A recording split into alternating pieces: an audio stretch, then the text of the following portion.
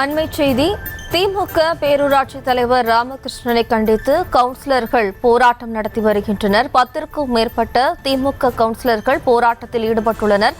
கூடுதல் விவரங்களோடு நமது செய்தியாளர் முத்துக்குமார் இணைக்கிறார்.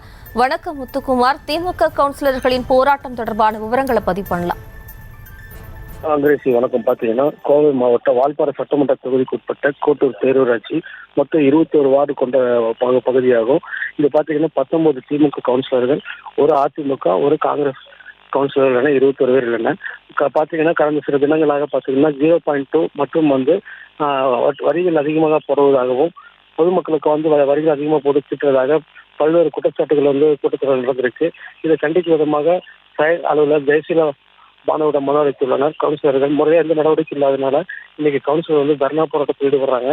மேலும் பார்த்தீங்கன்னா இது குறித்து திமுக தலைமைக்கு புகார் அளித்துள்ளதாகவும் நடவடிக்கை எடுக்க வேண்டும், இல்லைன்னா பதவியை ராஜினாமா செய்ய வேண்டும் என பல்வேறு கோரிக்கைகளுக்கு முன்வைத்து தர்ணா போராட்டத்தில் ஈடுபட்டு வருகிறார். விவரங்களுக்கு நன்றி முத்துக்குமார். செய்திகளை உடனுக்குடனும் துல்லியமாகவும் தெரிந்து கொள்ள சப்ஸ்கிரைப் பண்ணுங்க.